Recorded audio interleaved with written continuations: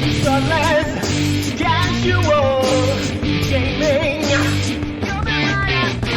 So let's casual gaming.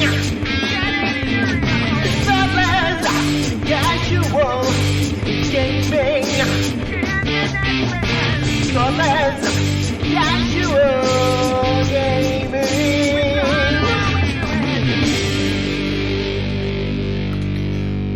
Hello, you are listening to Thoughtless Casual Gaming with Brett and Jace. We are a Geelong-based gaming podcast where we play games badly and then talk shit about them.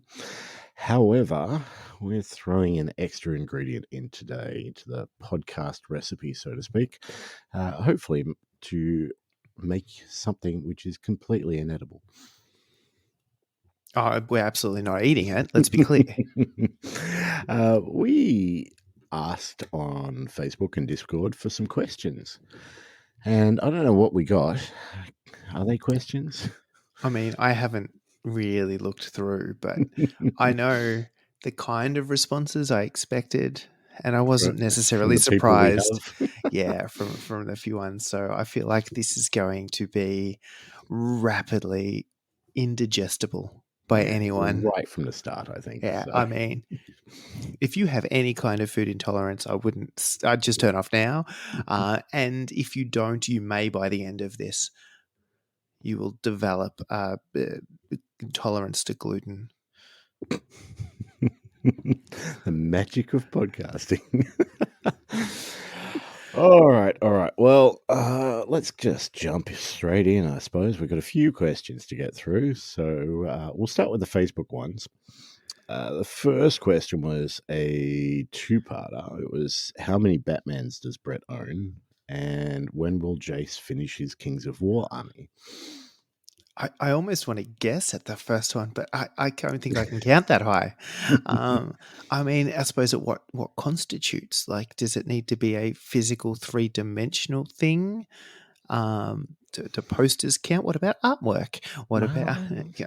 Well, that was the thing. I mean, how many Batmans? That's a bit ambiguous. So I took the question at face value, because if you ask me how many Jokers, then the numbers are going to skyrocket. So, but can you have a Joker without a Batman? So, oh yeah. So I just went around the room quickly. So we're just talking mainly upstairs, right?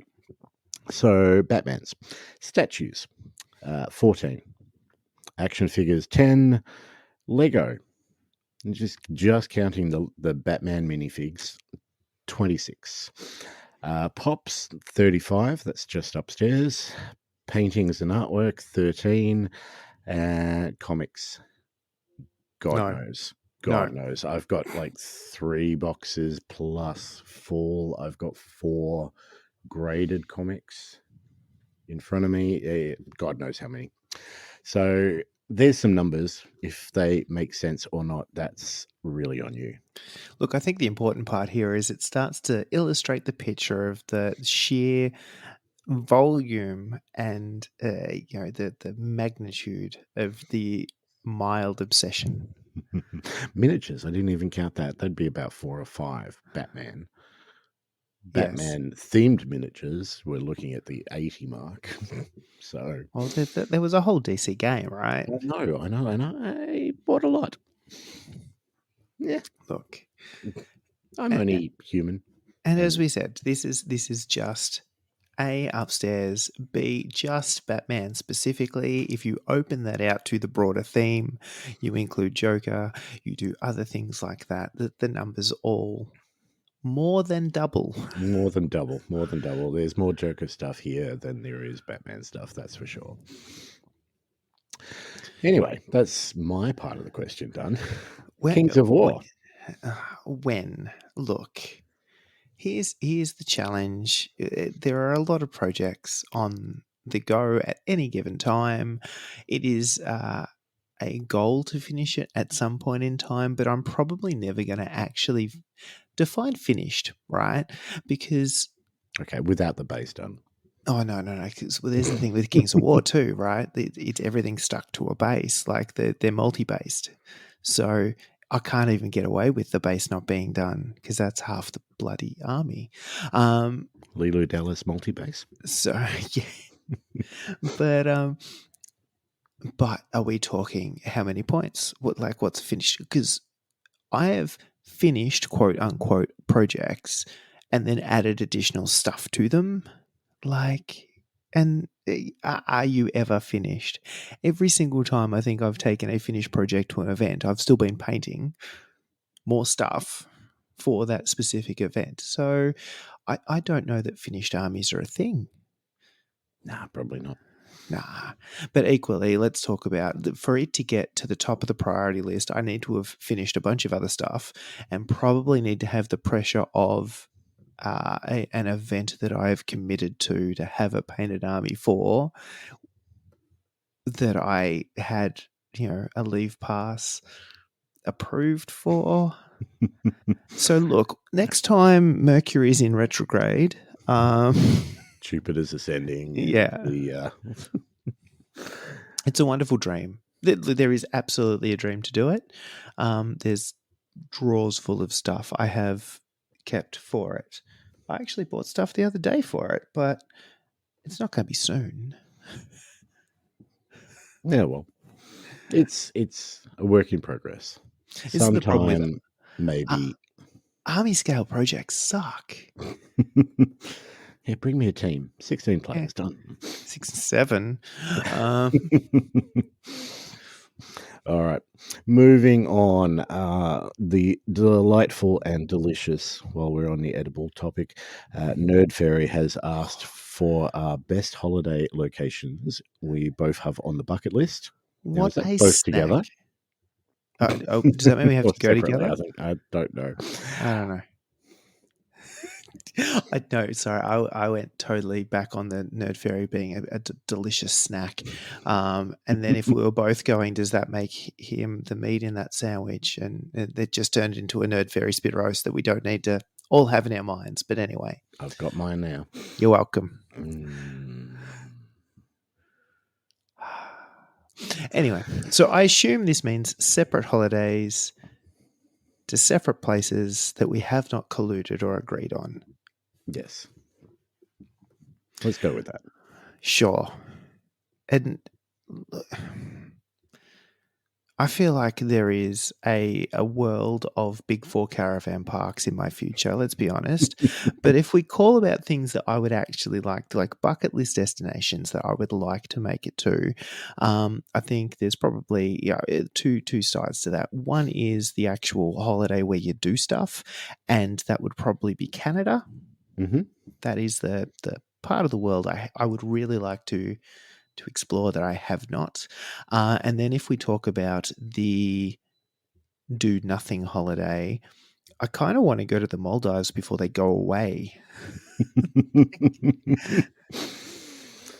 Yep. No, that makes sense. I had down for me Egypt.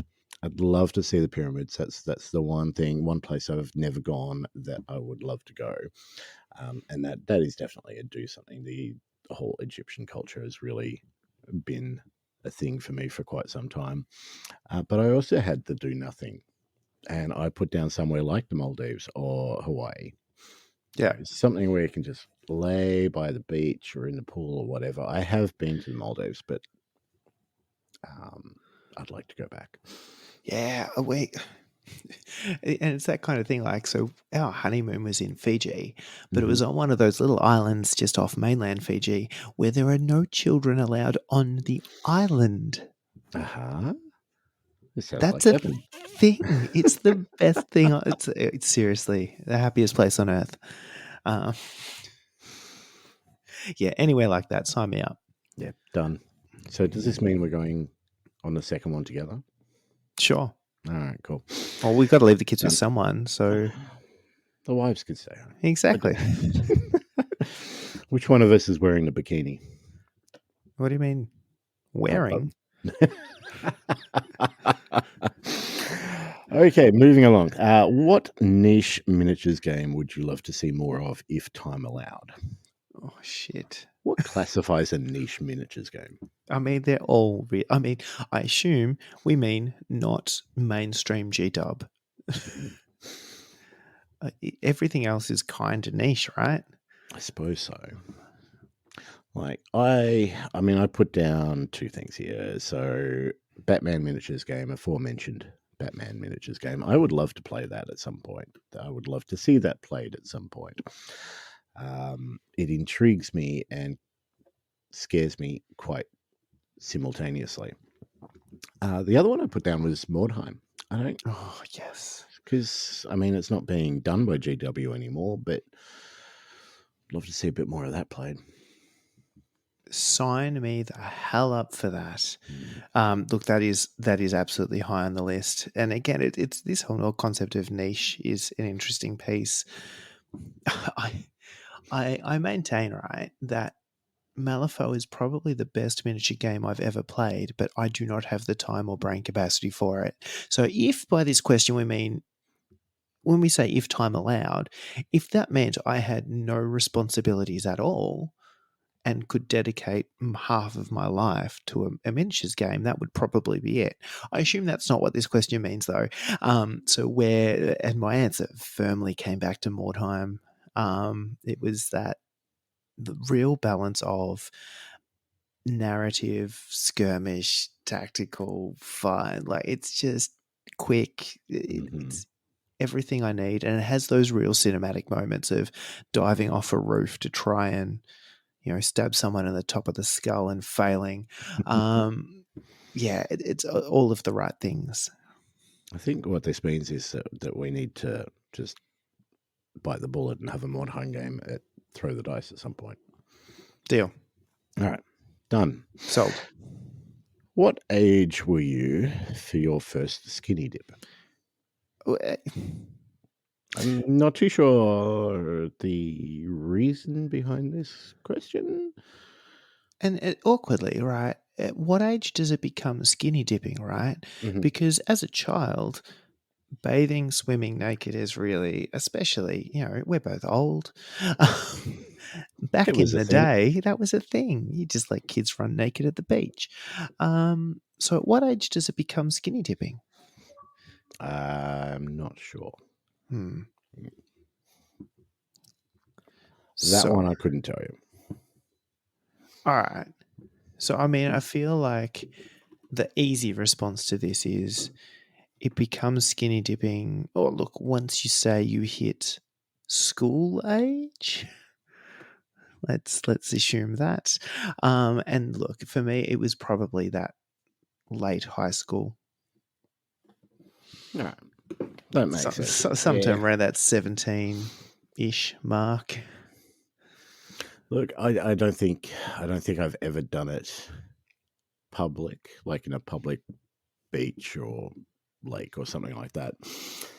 Private pool, yeah, probably about that. Yeah. Late high school. Yeah, no, this was just Eastern Beach. Now I think about it, but Yeah.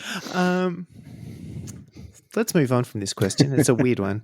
All right. Well, for a non-weird question, This doesn't get better, does it? no, it doesn't. George has said that he wants to know more about my advocacy for Smooth My Balls. Now, this is more a you thing. I'm not sure that I have. I think I firmly didn't advocate for the company. We didn't. We jokingly promoted it because it was just funny as hell. And then they kept sending me offers. And I'm like, okay, I'm gonna redeem this and I'm gonna test this out and see if it can. No, I don't advocate for it at all. Are we more like the Manscaped type of podcast? I feel like there was another one too, wasn't there? That had a really funny name. Can't remember, but I saw it for it. I'm not sure, but I think the issue with the Smooth My Balls campaign is they were really champagne taste beer budget. Yep. I mean, if they were talking to us, it's not even beer budget, right? And it turns out, quality pays, and there are some things you want quality products around. Yes. And that area is definitely one of them. I'll go manual myself. I don't trust anything with that moves by itself. Thank you. Moving along. Did Jason grow a beard because his mum sports an awesome beard? Asking for a friend. The answer is yes. Although, to be really clear, my mother does not condone sport of any kind. Okay, moving along. Let's get to the Discord questions. So, first one here. What color lightsaber would you have? Also, which is your least favorite color and why? As the Star Wars expert amongst us, Thank you. go for it. Oh, shit. Back yourself into that corner. Shit. I mean, so it's the clarifying questions here. Do the colors actually mean anything, or do they just look cool? Look, red is Sith, so all the bad guys have red, right? Yeah. That's no I fun. did hear a description that Mace's purple lightsaber was kind of like blue leaning towards red, so it was a bit of anger in him, that sort of thing. I also heard that it was Samuel L. Jackson demanding a bloody Well, there was that as well. purple lightsaber. He's like, get me one of those bitches. I want purple. I'm like, a pink one would be sweet, right? Like Yeah. a neon fluorescent pink would be cool as hell. I think there's a whole spectrum of colors that have not been explored properly in lightsabers. Just straight out white would be fun. That'd be interesting. Yep. I don't know. Otherwise, because all the good ones are basically blue, right? Let's Blue or green? Yeah. Let's split the difference on them. Like a teal, it'd be fun too. I said I don't necessarily have a reasoning for any of this. I'm just picking fun colors. He could be nice. Like It'd be cool. I didn't mind. Like Leia's got a yellow one in the films. For me, I don't know what would I have.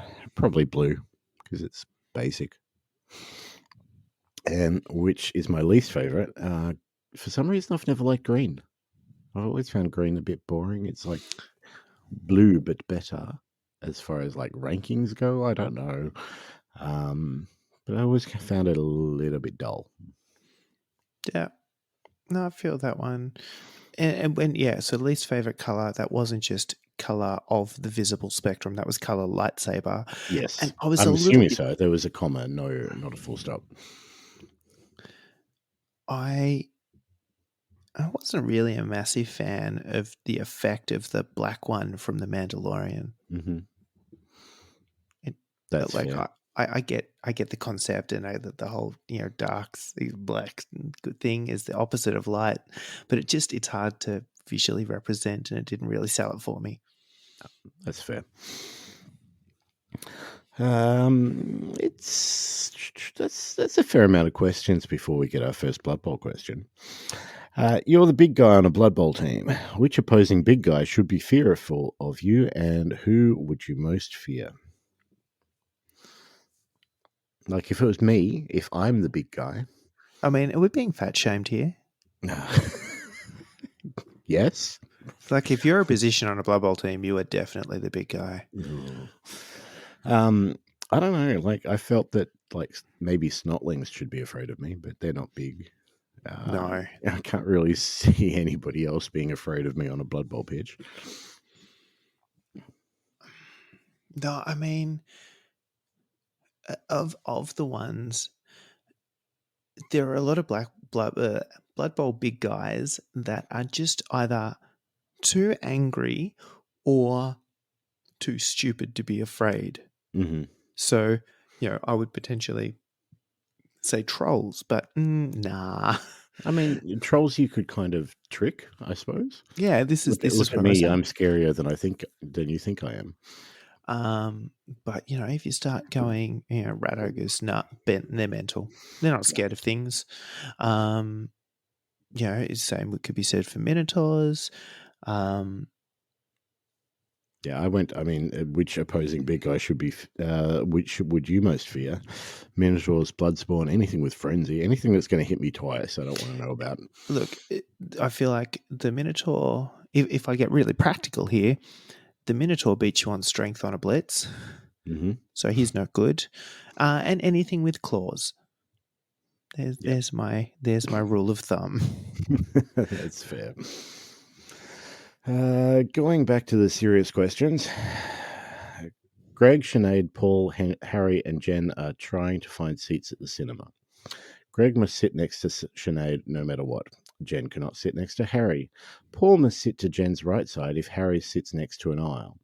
There must be one seat next to Jen and Harry. Now, if Greg sits in the aisle, would you sit on my face? Yes. How is that a question? Like, I don't think there's any other answer but yes. I mean, do I have to sit? Like, do you want the full weight, or is this more of a kind of a light squat? Light squat on her face. Oh dear. If we were given the opportunity to create your own Blood Bowl team, what would it be? What positions would there be? What starting skills would they have? Feel free to create your own skills. Now, this was asked by two people, Mm-hmm. and I think that's fairly appropriate for the type of content we deliver. Yes.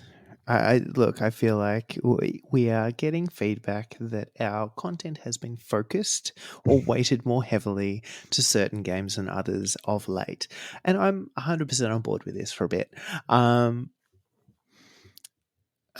So, I mean, to probably caveat this question, I have seen a lot of fan base rosters. I've seen a lot of, even the NAF has a lot of kind of Yep. non-official ones, right?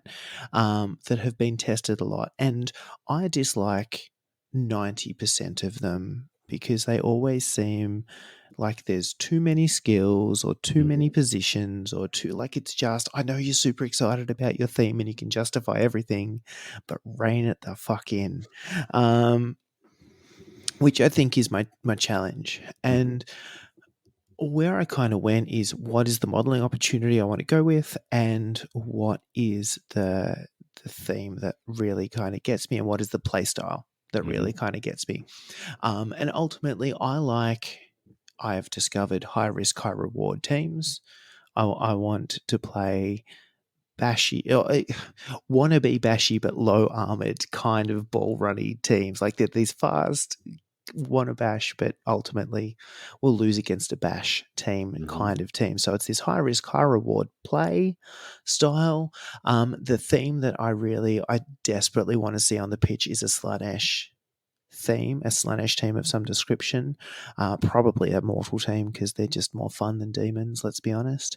And then, look, I started going into the positions and stuff, but I don't think you'd want to go too much. Like, modeling wise, the new, whatever they are now, the Head Knights of Slaanesh, that aesthetic is really nice. And I'm seriously considering just putting together a Chaos team with that kind of model.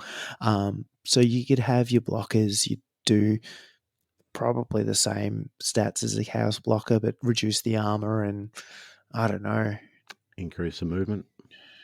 Yeah, maybe the movement. You don't want to increase the edge because you don't want runny. So it's that kind of piece about how do you take something existing and just tweak it a little bit. I don't want to give strength 4 guys much in the way of starting skills, particularly not good ones. I don't want to give them claw. I don't want to give them hypnotic gaze. I don't want to give them stuff that could swing a game heavy. And grab's already been taken by Black Orcs, which you could rename as Grope and it'd be great. See, yeah, I mean, Slaanesh is also one of the ones that I chose. I don't mind the demons, like especially the demonettes. Yeah. And you could, I mean, if you limit them, you could stick them with claw, because You could do claw no hands, and all of a sudden it's okay. yep, like a slash team would need to be a bit faster and less armor than your standard chaos team. That's pretty much stock standard. And it wouldn't even have to be like that across the board. You could put in a couple of human style positionals, right? So you've got your Chaos Warrior style. You'd reduce the armor. You give them some movement, maybe an extra point of movement. You take your basic human lineman, or even a human catcher style position. You could throw that into a Slanesh team quite happily. You could do a Blitzer style piece with a Demonette, give them no hands, give them claw, make them like one of the necromantic whites or whatever they are. Yep. That works. I don't want to go too bonkers with the positions. And then you just throw some linemen in, which are basic cultists. Human lineman stats, really nothing exciting there. And a big guy, which has got to totally be either one of the new big beastie gore guys, or you kick it old school and you throw in the Kipper, the Keeper of Secrets, of which I've got one of the old 90s ones kicking around somewhere. Just the big metal thing. Yeah. Yeah, I've got one too. When we say big metal thing, not that big. No. Big for that day and age. Era, yeah. And it's just whether you throw in a Beastman equivalent. Yeah, I mean, it'd be very easy to do. They've got, Khorne, Nurgle are fairly similar as far as the positions go. You can stick a Beastman in. Demonettes, I wouldn't go any further. I don't want to see the Fiends, or I don't necessarily need the Keeper in there. But Beastman. I want a big guy option. Let's be honest. Yeah, big guy option, absolutely. You could basically reskin a Minotaur though, and you'd be happy. Yeah. So there's the Blood Spawn, there's the Rot Spawn, so we have the Lust Spawn. Yeah. I don't know, however you want to do it.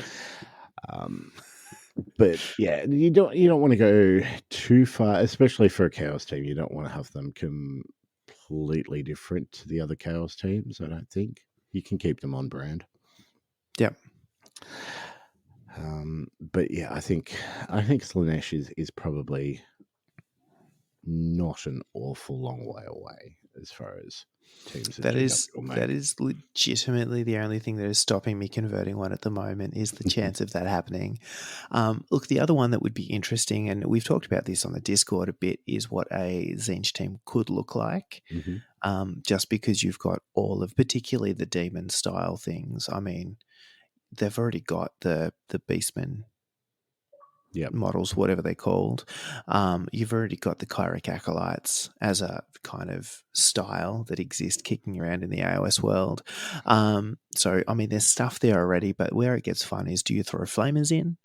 Do you give them a secret weapon bombardier, no hands, leap piece, which could be silly? Leap. Well, because they bounce, they don't have legs. They got anyway. So you could do that. Do you do a pink horror, blue horror, brimstone horror split mechanic? You don't want to go too overboard with how many rules, how many models you need to have, all that sort of stuff. Yeah, so and that's the thing. It would be that whole piece around how you make that manageable in game. And if it was a case of, I don't know, I'm thinking out loud that when you broke the armor of a horror, it went to the reserves and it's replaced. If it's not KO'd or anything, every time you break the armor, it goes into reserves and the little one pops up. That could be funny. So instead of getting stunned, they get smaller. Yeah. Okay. You go almost like you go from a regular player to a stunty player kind of deal. Yep. Which would give you a really interesting mechanic, only because you could give them a different skill and a different role in the game, and you could be trying to actively get your guys murdered to turn them into the little guys so you could run the ball with them, as an example. Suddenly you've got stunty dodge opportunities, or you've got a throw teammate opportunity. But you can't hire them. You've got to get a guy on the pitch murdered at the right time to do it. It seems like a very Tzeentch thing to do. That does sound cool, actually. just throw that extra element of thought into the team itself and playing the team. And Yeah. one of those teams that you don't take first up. No, Learn the game a bit. it's the full 3D chess option. The other thing I was thinking too, I mean, there's X amount of orc, chaos, human teams out there. I wouldn't mind seeing another Skaven team. So the Skaven clans, Clan Ash and Clan Sky, you could do them up so that they're similar. Again, the same as the chaos teams, but similar but different. Have some plague monks on. Give them. It could be. I mean, you can start mixing your Nurgle skills in, give some guys some disturbing presence or some foul appearance. You could start. Oh man, you could throw a full bloody ball and chain situation in that too. The Molder one, you just give them access to more big guys, but have them a little bit less good or more bonkers. But I don't know. There's options there with the Skaven ones. If I remember rightly, the Bonehead podcast did a competition on this. Okay.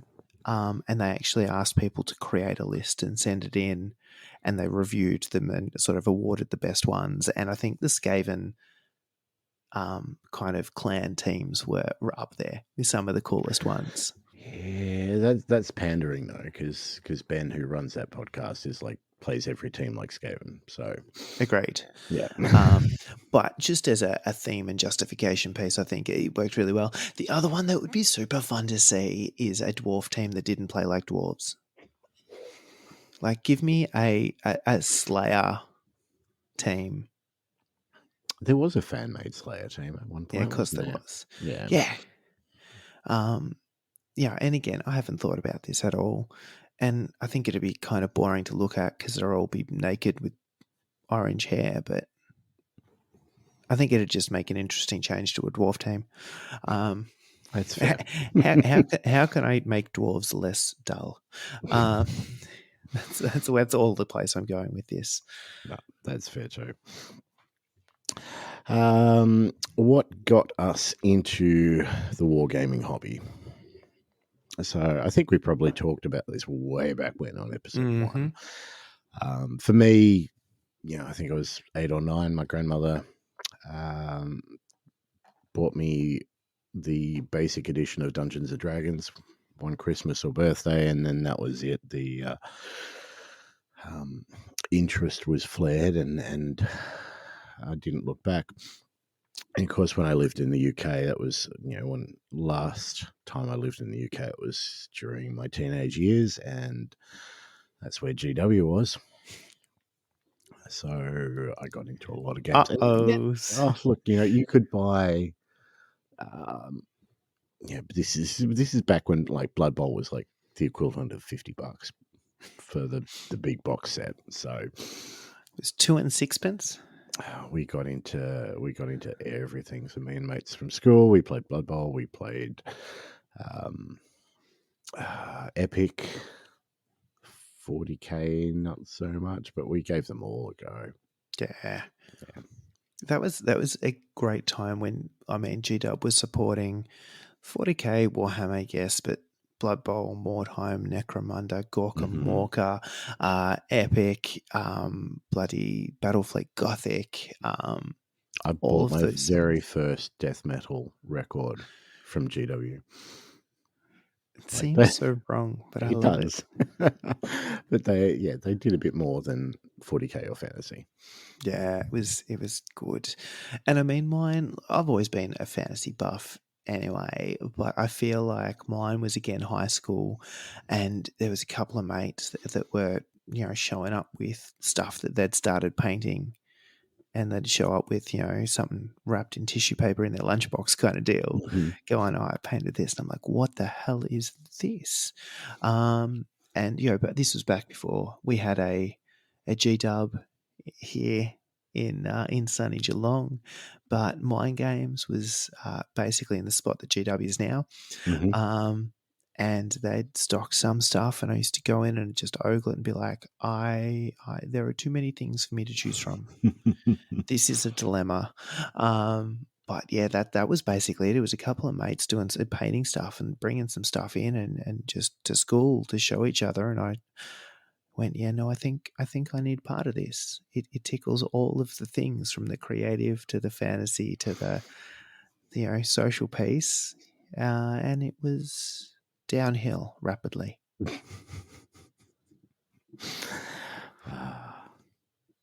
wouldn't have it any other way, though. All right, so this next question, this is probably the one I've got the most notes for, so let's go apologies in advance. Oh, ultimately, where would you guys like this podcast to go? Mini war gaming style with videos, etc., or strictly audio? So I've got a bit to say about this. Do you want to go first? I don't know. I kind of want to hear what you've got to say now. Oh, well, I'm Because back. let's talk about things that I have not got. One is notes. All right, so this is not going to be any sort of attack on other podcasts or they're all shit. This is how I feel. And for me, it's got to be audio. So first and foremost, I want this podcast how I like my podcasts, which is audio. I listen to these things on the way to work or while I'm doing stuff around the house or anything like that. When you switch to video or when you try and do both, you've always got to really describe things very well of what the people that aren't watching are supposed to see. And if you don't do that well, you lose listeners. There is legitimately no one who does that well. Period. Look, it'd be a ridiculous thing to do or to try to do. I'm happy to do, say, game videos or live game streams or something like that, but that's not going to be the focus. It's going to be like an addition. That's pretty much why I set up Twitch in the first place. The other thing I'll say, look, we'll continue as far as I'm concerned, and I haven't talked to you about this. This is me talking. Yeah.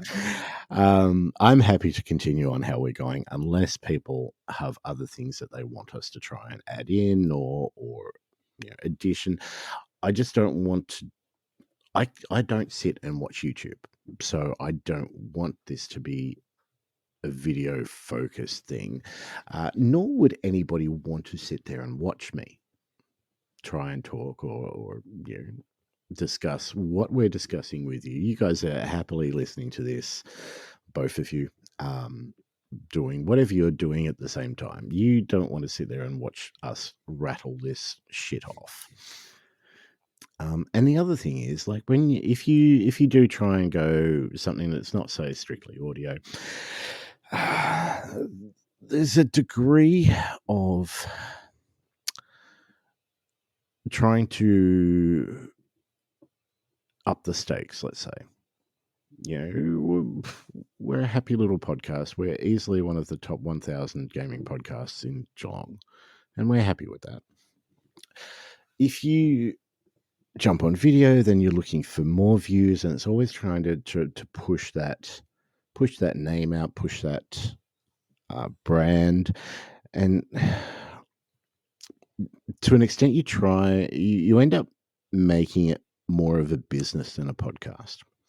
And when you make it a business, you lose control of what you can do. You're always trying to push that next mark. You're trying to make that extra buck or whatever it may be. And I feel like that would limit me too much. I don't want to. I do this shit for myself, really. You guys that listen are an added bonus. I'm happy the way we're going. Like I said, if you guys want anything different, you want us to try something different, let us know. Let us know in the Discord, because I'm happy to consider other options if that's what people want, or if they come up with a decent idea that I hadn't thought of. What I wouldn't mind, though, is a lot of the podcasts that I listen to are all about just that, the podcasting. They're into having a bit of fun and doing it with mates and promoting it with mates. So a lot of the podcasts that I listen to refer to other podcasts, their friends' podcasts, for example, on a regular basis.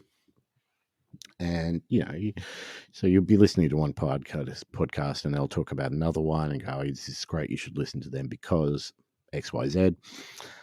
You go give them a go. If they're for you, great. You've got another podcast to listen to. If not, you leave that one. You go back to the one you used to. I don't know if there's an awful lot of that around, but that's something I'd like to see more of. I'd like to see more of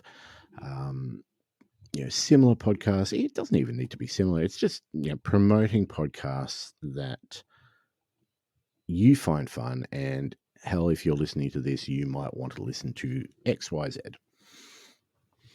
I've seen, there's groups of podcasts, say the Marvel Crisis Protocol podcast. A lot of them have a bit of a group and a web page that they promote each other on, which is fantastic. And at the end of the day, this is all about hobby. It's all about having fun and being part of this little hobby community that we have. And anything you can do, or that I can do, to improve that community is got to be a good thing. That's me. Oh, wow. All right. And look, I'm not going to differ too far from that. Let's be perfectly honest. We're on a pretty similar page.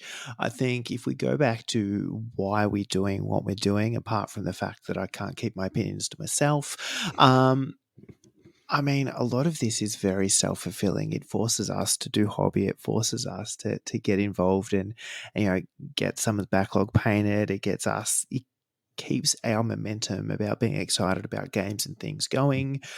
It hopefully builds a little bit more of a community. And that is both local, because frankly, we want cool people to play games with. That is a thing. And broader than that, because, this is one of those fun hobbies where you can do a lot of stuff virtually. You can connect with very much like-minded people from wherever. It doesn't really matter. We can all talk about painting and games and things that happen and things that don't, and that's super cool.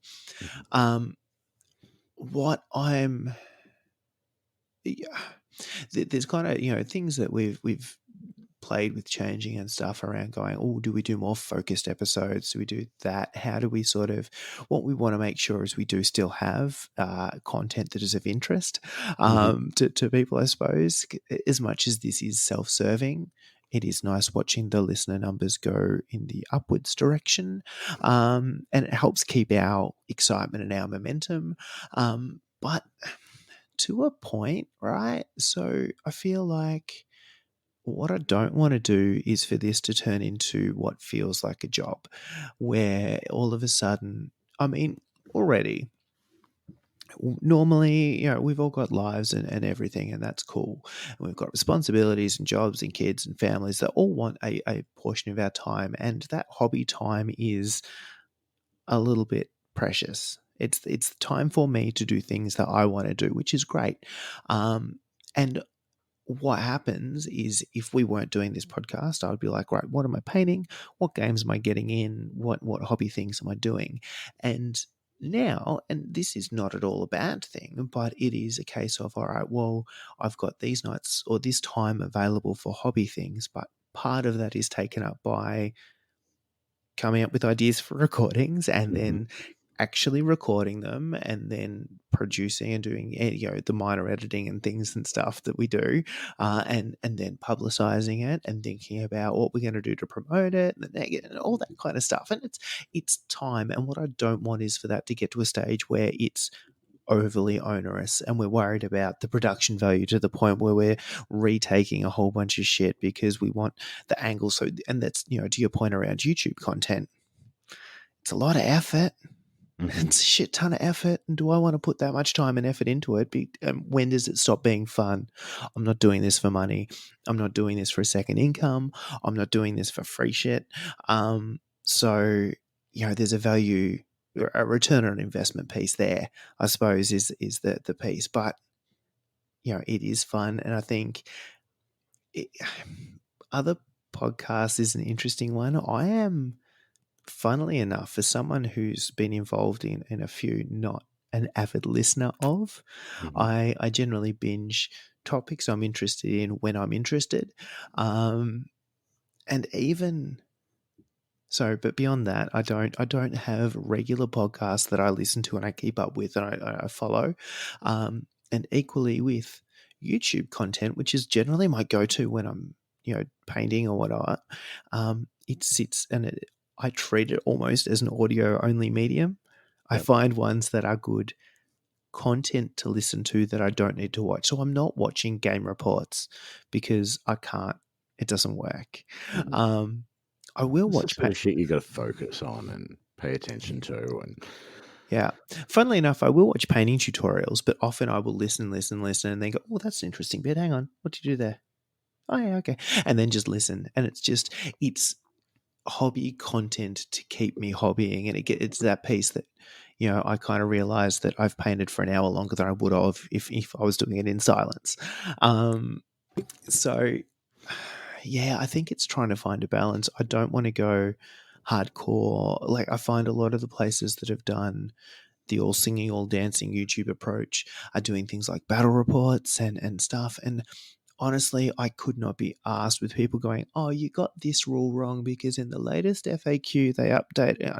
No, I'm not doing deep dive tactics things because honestly, I'm not a deep dive tactics kind of player. I roll some dice and hope in a lot of cases. So I'm not sure that is valuable content for other people. And, so, but that is the kind of thing that you would need to do something else. So where we're going, buggered if I know.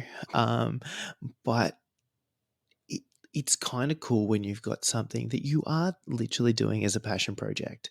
It is just an extra thing that you are doing for fun, and other people are kind of like, yeah, that's cool, and I'm gonna hang in on that, and I'm happy hanging on in Nicheville for that regard. And some people like it, and some people don't, and it's kind of the place I like to hang.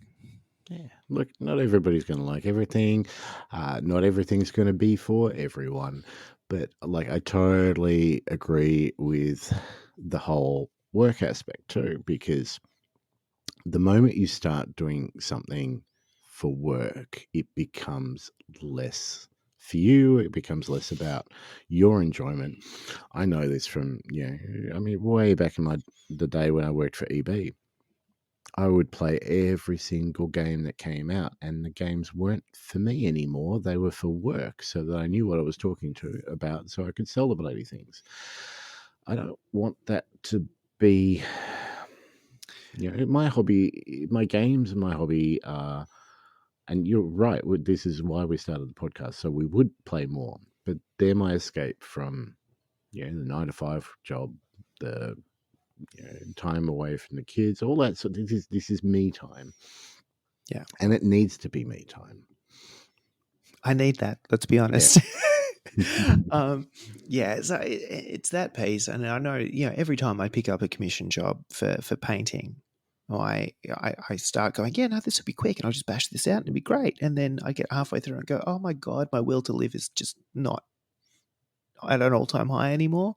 Why is it really hard to do the thing that I actually really enjoy doing? So yeah, I don't want it to become that. But I am overly excited by things, and there is every chance that we'll get excited by something and be like, yeah, we're going to do a thing now. I don't know what that thing is. Feel free to suggest things that we could do. By all means. But yeah, look, I really would like a bit of a community, not just with you guys, listeners, the Facebook group, the Discord people, you're all fantastic, and I really love that you continue to be a part of this bit of fun that we have. But podcasting should be a bit of a community too, and by all means, if you're interested, there are definitely decent podcasts to check out. Hobby wise, Bonehead podcast we've talked about before. They're based in the UK. They are fantastic. The Fury's Finest, very good Marvel, Very good. Crisis Protocol podcast. Local hobby homies, love those guys. They're doing things that we are definitely not doing, for the reasons that we've stated. But they're wonderful guys and they're local. So, if you want to give them a listen, by all means, please do. Other than that, I'm not going to promote podcasts that I don't need to promote. So I'm not going to give you any of the common ones, but there is Geek Dudes is based out of Melbourne, and they just talk geeky stuff. They haven't done a couple of episodes for a while, but if you haven't listened to them, they've got 10 years of episodes up on Spotify, plenty to go through, and it's a bit of a laugh. And the other one that I'll mention too is Dave's Video Graveyard. Based out of Adelaide, it is, they talk about movies, but it's just a lot of, smut humor, and they My get people. Oh, look, sometimes I've had to turn it off in the car when I've had people there, because some of it goes a little bit too far, but it's good fun listening. They'll get guests to talk on about their movie, and they might talk in an hour-long episode. They might talk about the movie like for 10 minutes if they're lucky. And those guests that get on will be like, strippers and massage parlor owners, and like just the directions and the tangents that those conversations go in is just hilarious. So a couple of options for you there, but podcasting is a bit of a fun hobby. It's a hobby, let's keep it at that, but let's spread the love, people. Agreed. No, I like that. And, to that point, it's kind of fun getting on and chatting with people. So equally, I think the other thing that would be fun to do is actually do a few more episodes with another person or persons, just to mix it up occasionally, have someone else to chat to. I'm sure you get sick of listening to me for a while. Yeah, look, we haven't had a guest for a little while since the Conquest one. We have been trying to line up one particular person. He does listen. Get your act together. Come on, give us a date. Anyway, shall we take a break? Let's take a quick one. And we've we'll got come a few back more and- questions. A lot of them are a lot shorter than that one, but a few more 10. questions to get through. Bumper. All right, let's find some tunes and we'll do a thing. Okey-dokey.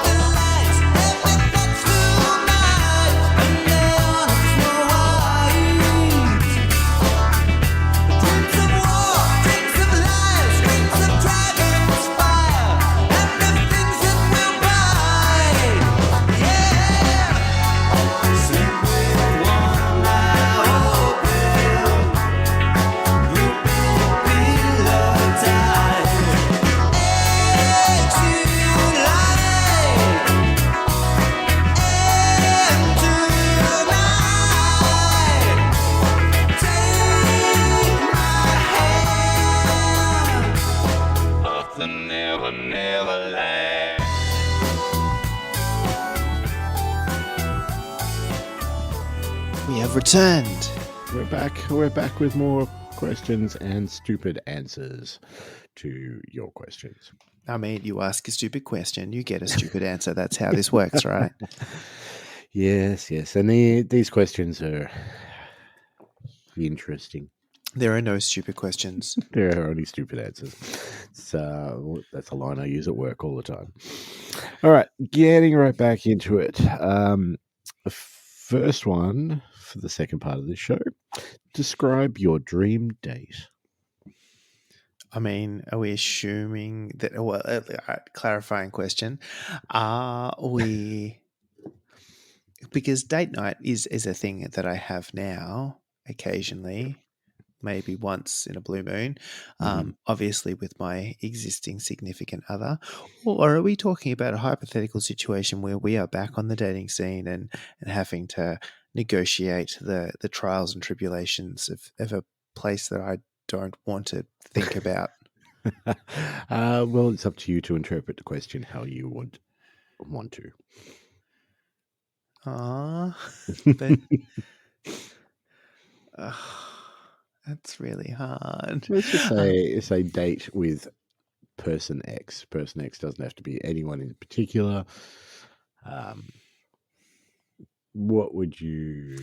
So, all right, let's skin this cat two ways.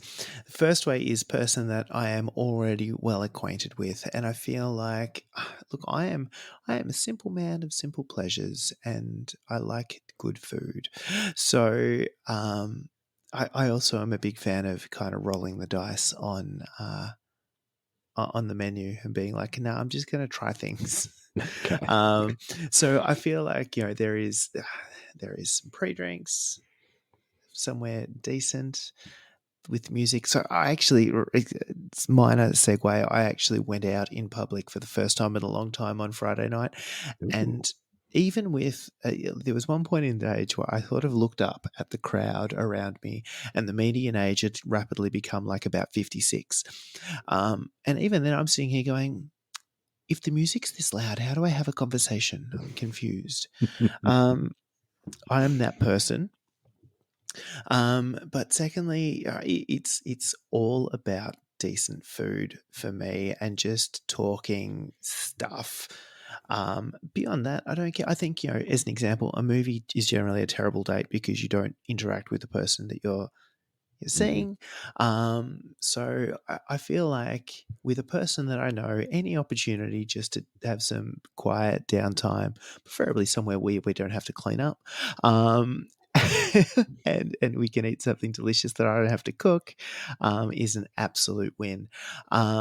And just get some chat on. I suppose the flip side to that is somebody I don't know, and this is a little bit of creeps to date, so it's probably not working first date situation, right? But I really enjoy when someone, it's that first time, it's like, nah, I don't want to make an effort. Can we just hang in trackies and Ugg boots and get takeout and just watch something on Netflix? Like, that's my level of, bring the dog on the couch, that kind of deal, and just hang out. And I feel like you get such a good sense of what people are genuinely like if they're prepared to show up in tracksuit pants. Seems fair. For a person that you don't particularly know well, that is a big ask. I'm with you. I'm with you on that. Like the whole evening in, takeout, something on the TV. It's so good. I mean, my answer to this question was just nice and easy. Quiet evening in with Jace. Mm-hmm. Seems fair. That's all I ask. I mean, we're assuming that there's a 3-date rule. We're on date number 4. We're getting lucky. I mean, that is the summing up of it. Although, like, the funny thing is I don't know how many dates I've now gone on where it got to the point where we enjoyed the first part of the date being the food so much that we got home and just been like, nah, don't touch me. It's going to end badly. Else. Yeah. I am uncomfortably full, but it was worth it. Yes. Oh, yes. Yeah, no, I've been there. Speaking of food, what's your favorite way to have potato?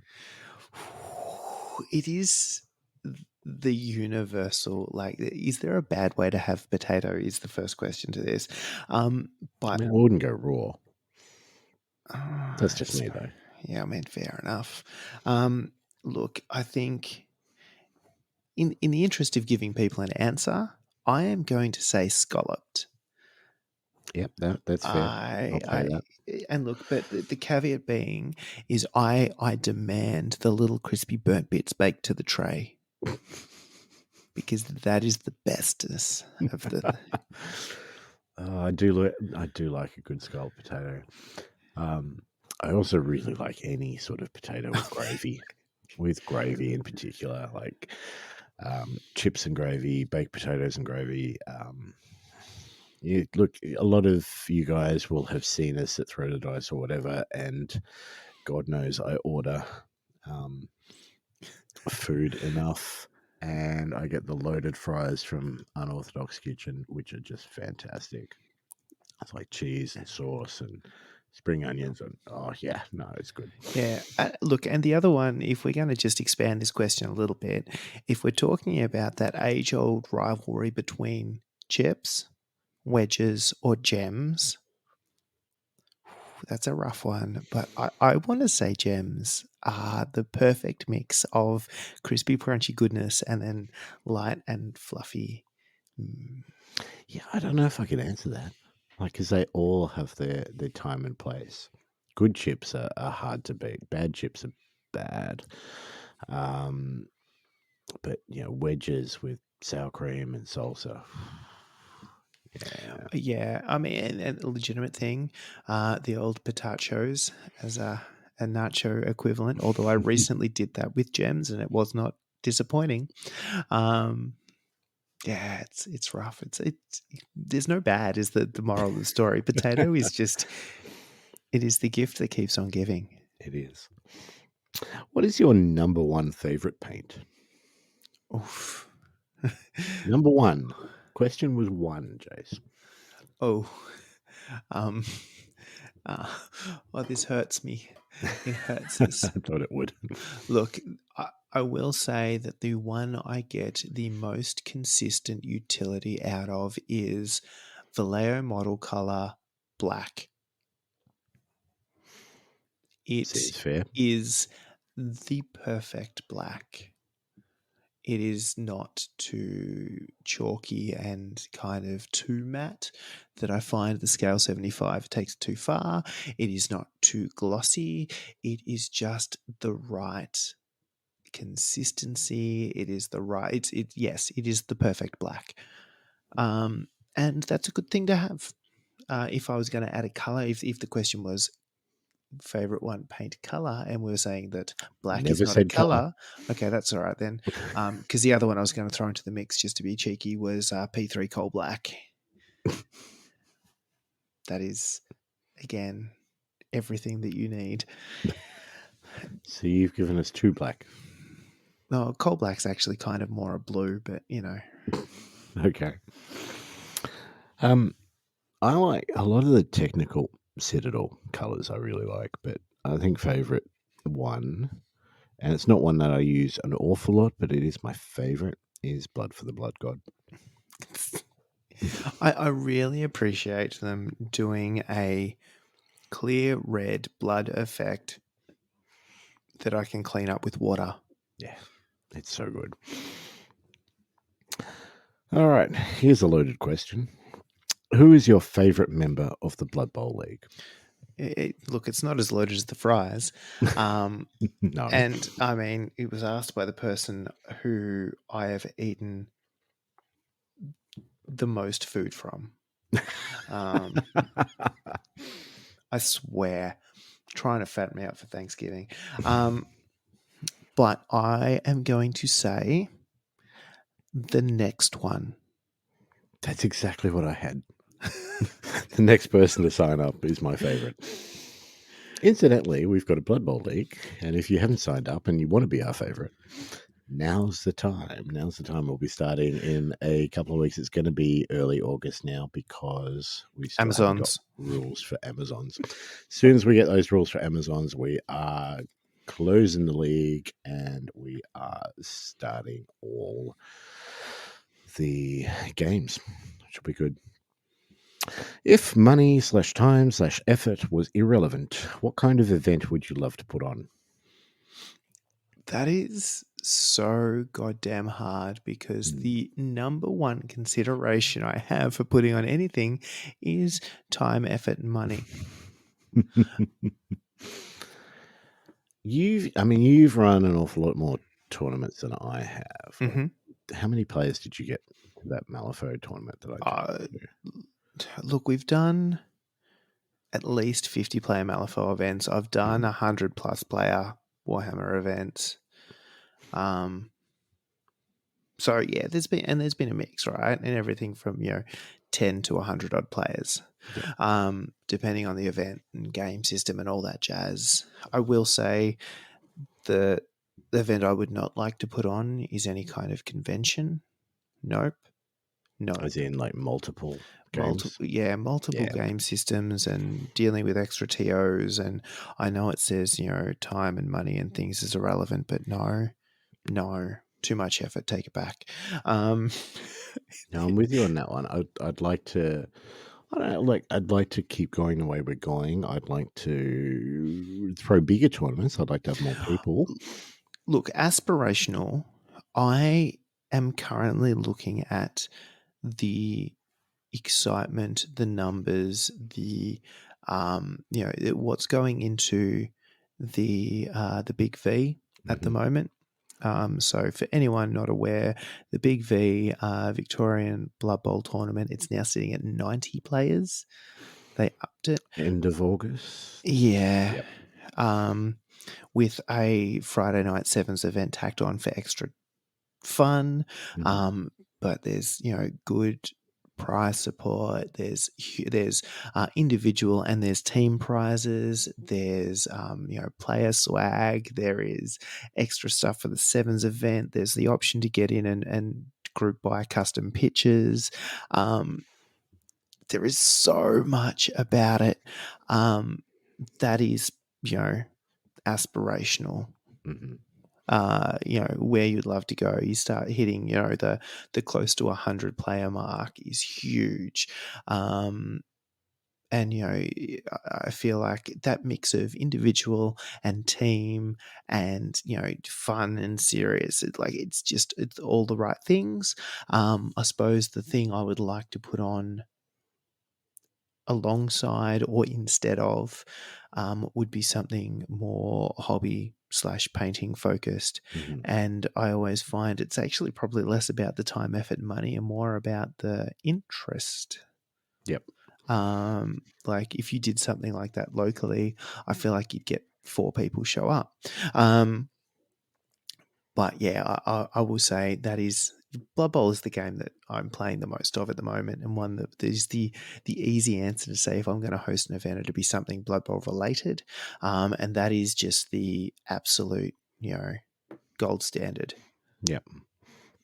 I mean, I'm the same. I'd like more prizes, more swag for just coming along, but mainly I'd like to see more people. And for me, it doesn't have to be Blood Bowl. Like we've done a couple of Blood Bowl tournaments. We're going to do more, that's for sure. But like, I'd like to not necessarily. I'd like to throw another tournament of some degree, which isn't Blood Bowl, but just have that. Has to be something obviously with a passion. So yeah, and I mean. Look, I would also like to, and I haven't really thought this answer through, so let's see how this goes. No. But I would like to I've thrown a lot of tournaments, right? And you show up and you play, and there's winners and losers and scores and things. And what I haven't actually really attended or thrown at all is some kind of non-tournament event, whether it's a narrative style thing or something that is not necessarily about the best player who broke the rules pack the best way, but throwing a different focus, a different objective, a different thing. Okay, I'm intrigued. I think there's a 40K one that I'm not interested in. Later in the year, where it's actually they're doing almost like a good versus bad guys type deal. I don't know how they're running it. I should actually ping the guys and ask them. But that kind of thing would be fun. How do you do something that's less about the actual in-game tournament thing and more about a collective, thinking about some of the worldwide campaigns that Weird did and a few other places have done it, GW have done it, around you submit your game results and depending on that, a thing happens and that kind of thing would be super cool. Yeah, no, that'd be interesting. Look, any doubles or teams events is always a winner. There's heaps of options. But yeah, I think I've always run tournaments, something different. It'd also be cool. Yeah, no, agreed. All right, which Marvel character do you think you're most like? They said Marvel. They did say Marvel. They ruined it for you. I mean, I'm not like Batman. But Not that's exactly the answer. That's exactly the answer Batman would give.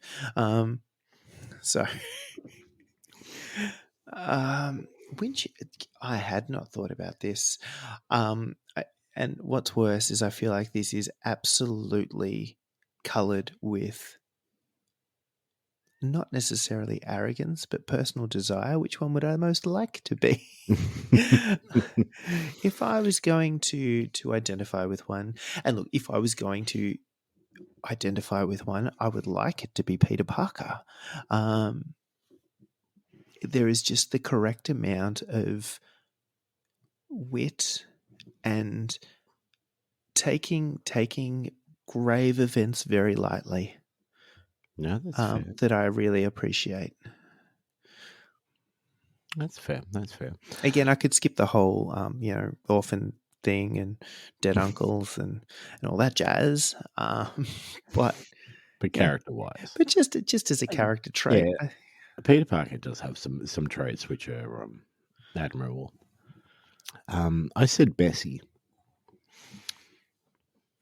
Bessie's a character.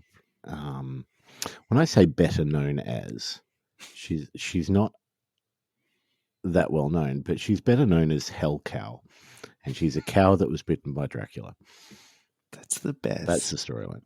That's what I feel like. I think probably more realistically, I've always associated myself with Havoc from the X-Men because he's the sort of guy that will just do what he thinks is right, no matter what the consequences. Like this is his morals, and he is sticking by them. The whole when I first started reading X-Men comics again, there was an Inferno storyline, which basically, long story short, Cyclops fell in love with a chick called Madeline Pryor because Jean Grey was dead. Madeline Pryor happened to look very similar to Jean Grey and ended up being a clone that was created by Mr. Sinister. He had a kid with Madeline Pryor who then goes on to become Cable. But then Jean Grey comes back and Cyclops just ditches everything and goes off back to Jean. Whereas Havoc sticks by Madeline because it's the right thing to do. And, he is part of this Inferno storyline, and he is not necessarily on the right side, but he is sticking to what he believes. And that's what I think. I want to be more chaotic good, not lawful good. That's right. Is where we're hitting. Look, I really enjoy those storylines. Again, tangential, but that's what we're here for. Where both characters are right.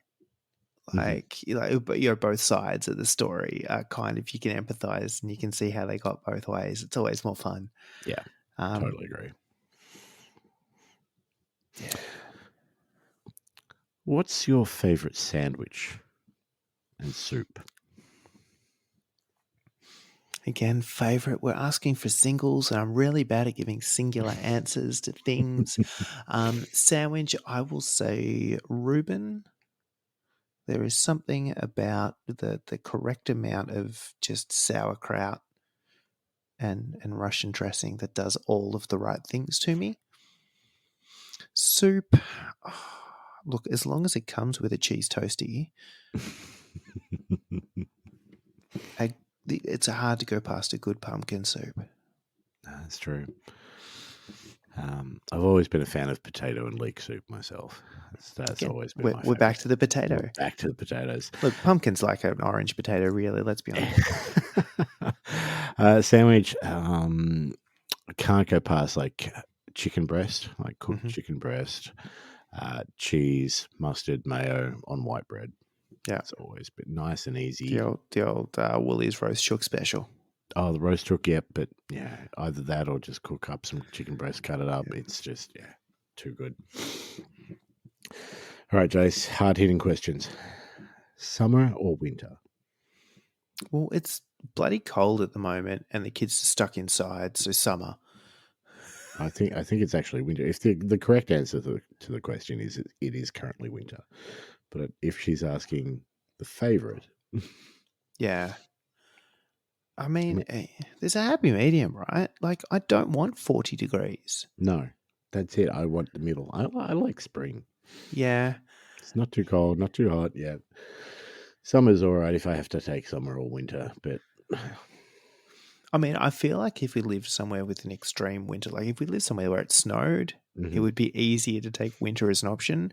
But just cold and wet is not a pleasing thing. no, true. Hot and wet, different story. Cold and wet, not so good. Next question. Why are you the way that you are?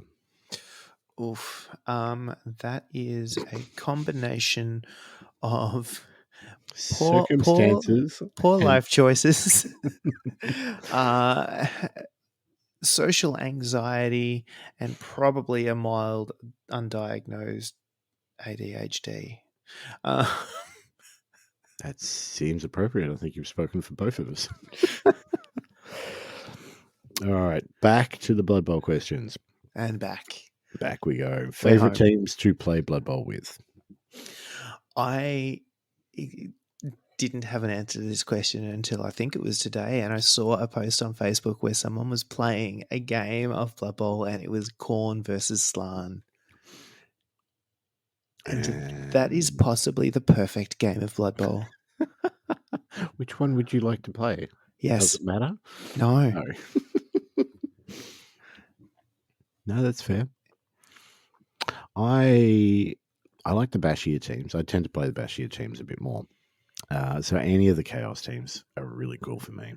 I've enjoyed Nurgle, which is kind of bashy but also kind of control-y. And I don't mind nobility either. Mm-hmm. So I've had lots of fun with all of those. Yeah. Are there any teams you haven't enjoyed? Well, we've answered this already, haven't we? Absolutely. I will say, and I know, because the obvious answer is dwarves, correct? Yeah, correct. I will say I played a season of 11s with Chaos Dwarves, and it was probably the least exciting season I'd played. I did particularly well with them, but it was just such a reliable team that I kind of got bored with it. I mean, at least you got a bit more options. Dwarves is the one for me, and I mean, I did have a dwarf team, and I sold it off because I'm not going to play it again. I wouldn't mind if dwarves played a little bit differently, but it seems the way that I've experienced it, dwarves always play the same style. It's, bash, don't get armor broken, move slowly up the field, score, rinse, repeat. And as a consequence, I've never enjoyed playing them because they're very same old, and I haven't really enjoyed playing against them either. All right, and I really, it's a bind, right, in that I would like to play them not like that. Yes. But I feel like that would take a significant amount of time and effort to find a way that they could successfully play that didn't involve that, and I don't want to play them long enough to find that out. I think that's the correct answer. Teams you will never play. Well, never say never, but we've kind of answered that too. Yeah, and to be fair, I would still like to try and play them not like that, but I just doubt it would be successful. Yes. particularly, and now it's not even like you can skill some up to be a real heavy thrower and play like a weird dwarf passing game, or I don't know how you'd do it. Yeah, it doesn't quite work. No, I think you'd have to give everybody sure feet and then just go for it every single turn. And then all of a sudden they become vaguely a little bit interesting. Yeah. Favorite snack or beverage to have when playing? I mean, I'll always have a Pepsi Max or something in front of me, no matter what I'm doing. Snacks, I don't mind having like the amount of nights that I've done it, throw the dice with those bloody unorthodox loaded fries. It's a bit ridiculous. But equally said, I don't know, there's something to be said about a games afternoon or a games evening at somebody's place with just a bowl full of random lollies. Just the old party mix. Yeah, party mix, Maltesers, something like that. Yeah. Yeah. All right. I mean, I will say if we go savory versus sweet, I will generally choose sweet. So we're going a dessert or something from the confectionery aisle, and I would probably choose anything chocolatey over anything juby generally. So yeah, Maltesers or crispy M&Ms, which is the correct way to eat M&Ms, are probably the ones to go. And if you're one of those people, and there are people out there that mix M&Ms and Skittles, you're a monster. You're a monster. You're not invited to my birthday party, as my 4-year-old has told me recently. Beverage-wise, look, I love a good beer with games. The caveat being good beer. So, something with flavor, not just bitter in a can. So, yeah, you give me something with chocolate, a decent beer and games, and I am in my happy place. I think that's fair. Hurry up and get a liquor license. Rich. Just make it happen, Nerd Fairy. Any lucky rituals we don't know about? Not for me. I mean, are we still talking gaming? I don't know. I'm assuming so, but and so therefore I'm not overly lucky. So no, and I mean, even like to take this question a step further, right? I played a lot of Warhammer tournaments, particularly tournaments for a few years, and did interstate tournaments and the whole circuit. And if I wasn't playing a tournament in a month, it was something wrong. And I actually found there was a point where I found myself getting overly competitive and wanting to do particularly well, and that took the joy out of it for me. So I actually ended up taking a step back and intentionally taking rosters that were less powered, or armies that were generally acknowledged as less good, and upping the challenge stakes for myself. So I feel like lucky rituals is often one of those things done by people who want to do well, and I am no longer one of those people that want to do well because it makes games less fun. It takes too much effort. Yeah, I don't want to have to remember things. Yeah, whatever. Like, oh, I forgot my socks. I don't care. Just yeah, I usually wear my left sock on my right foot anyway. I got really annoyed. I bought socks recently. This is a riveting story, right? I purchased socks recently. And where from? I didn't realize. I don't even know, but I didn't even realize at the point, because they're all just white bloody socks, but they have an R and an L on them. But I bought them in like a 5-pack, so I have 5 R's and 5 L's. And theoretically, I have to care whether I have the R on the R foot and the L, and they're fucking identical. And not only that, you throw 5 pairs of socks, and then I'm supposed to pair R's with L's? No. So I don't know. I think I'm wearing an R and an R today, but they're lucky they're the same fucking color, to be honest. Oh dear. Trials of adulthood, hey? Why would you write R and L on it? It's all the same. It's silly. All right. Last question for the evening. We are down to the end. Thank you, everyone who has given us questions. Hopefully, we've been at least somewhat entertaining with the answers. Scrunch or fold? No. Oh, okay. That wasn't it. What is my the bad. answer to that? Scrunch. Nah. Wrong. Favorite cover of a song? This is It's not such an a easy hard. one, is it? This is. Oh my god! This hurts my soul trying to answer this. There are so many good versions of songs that I wanted to call out. I Mhm. wanted to call out the Chili Peppers doing Higher Ground. I Mhm. wanted to call out Easy. I wanted to call out the Living Ends version of Tainted Love. I wanted to. If you tell me, if I'm going to stop right here, right? If you say the Frog Leap Studios version of Baby Shark, I'm going to slap you. Frog Leap Studios. Which one's Frog Leap Studios? What's his face? Leo. Leo? Yeah. Yeah, no, I had it written down. Yeah, no. I mean, there are so many. It's not an easy question. For me, a cover has to add something. It has to retain the essence of the original song, but add something to it in its own different way. Mhm. And in actual fact, sort of become another version Mhm. of the song. And for me, there's two that I keep on going back to, which I suppose, let's say that they're the favorites. Purple Haze by The Cure. Mhm. It's sort of like a little bit more sort of electro. It's a totally different song to the Hendrix version, but just incredible. And the other one, there was.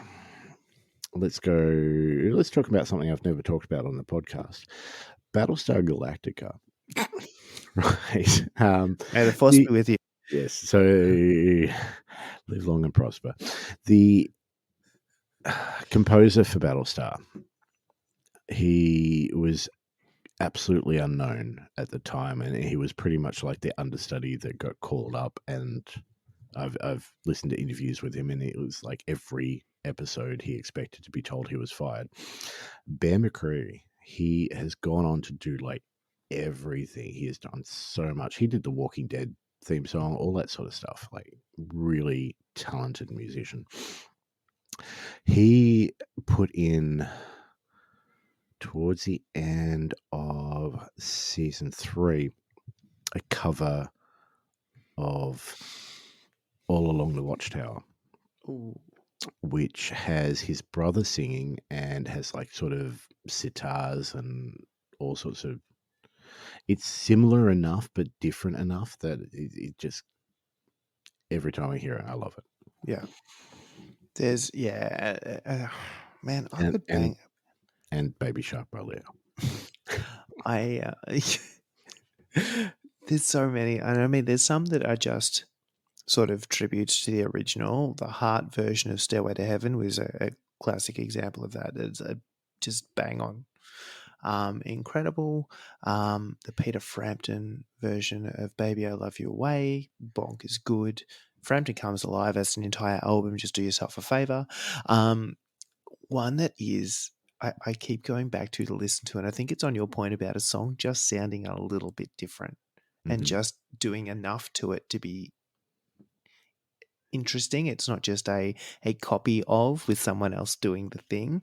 And funnily enough, it's a Maynard James Keenan. But when he did a version of Bohemian Rhapsody, yes, that is with Lucifer, yeah, it is different, and yet, I mean, it's hard. Like, it's very hard to do a cover of Bohemian Rhapsody and make it good, because there's a lot of covers and a lot of them are not good. No. But this is one of those ones that he doesn't try to Freddie Mercury at all.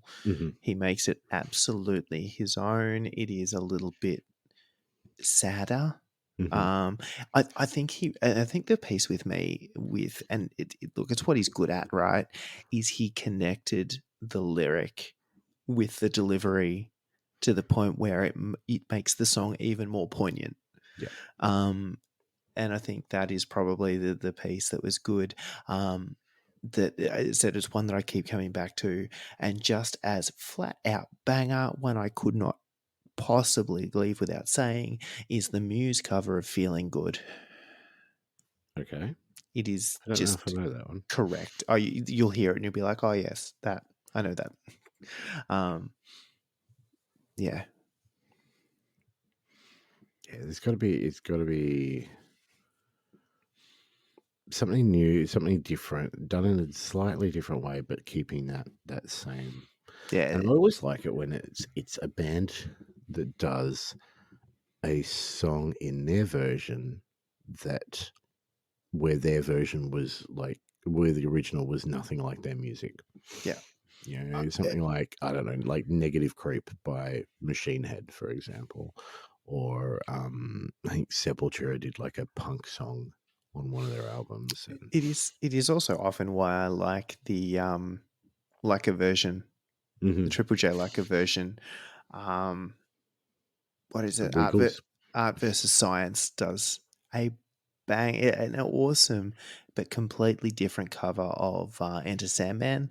Mm-hmm. That is just so good, so good. And I particularly like them as a band, but as a cover, this is glorious. I think that's fair. Yeah, we could talk about song covers. There's an episode in itself. Oh yeah. I think way back when I used to do a radio show, just for the university radio station, and I'm pretty sure I did a full episode one night. It was like good 2-3 hour episode just playing covers, and it was way too easy to do. Yeah. Anyway, that's it for the questions. Thank you again to everybody that sent those in. Definitely given us something different to do this episode. Yeah. Yeah, no, this was fun. I hope that people got answers that they wanted, or not necessarily wanted, but in the spirit of the questions that were asked. Frankly, you knew what you were getting. Let's be honest. When You sent them to us of all people. But no, I super appreciate it for everyone who threw stuff in to give us some content, because otherwise we were going to have to make them up. Yeah, And this was much easier. Be the poignant things like boxers or briefs. No. Yeah.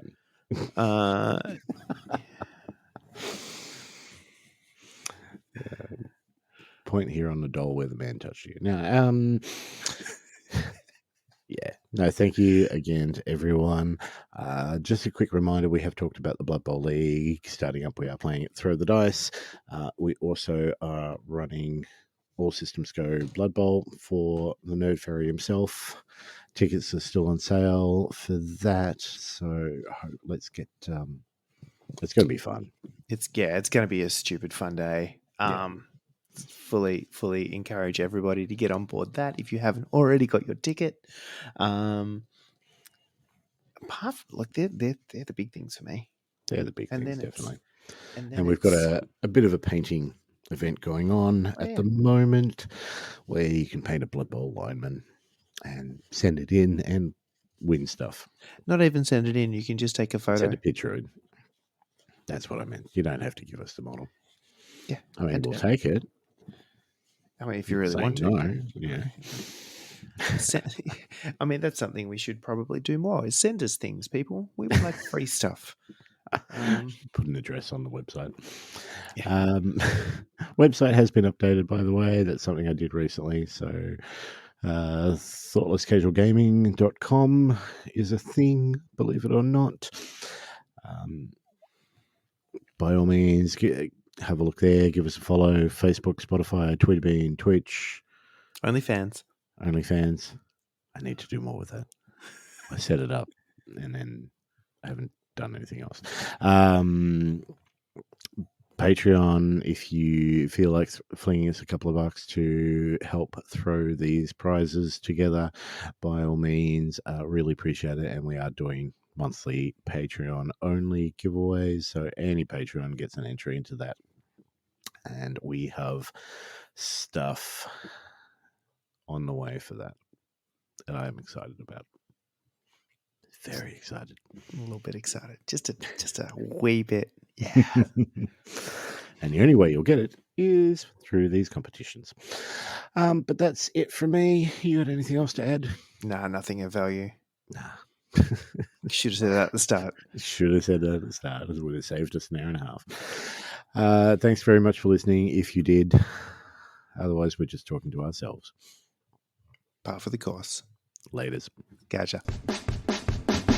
The less casual gaming. The less